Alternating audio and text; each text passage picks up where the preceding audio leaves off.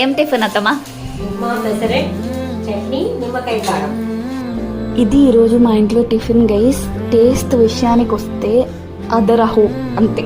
చాలా చాలా చాలా యమ్మీగా ఉన్నింది.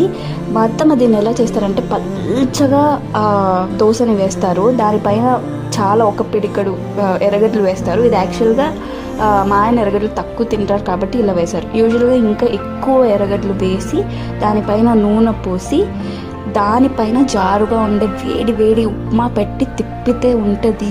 బా, దీనికి తోడు పులుపు ఇష్టమైన వాళ్ళకి నిమ్మకాయ కారం అని చేస్తారు. బా బా బా బా బా ఎమ్మి అంతే. దీంతోపాటు పులుపు ఇష్టం లేని వాళ్ళు చట్నీ చేసుకోవచ్చు. మా అత్తమ్మ రెండు చేస్తారు.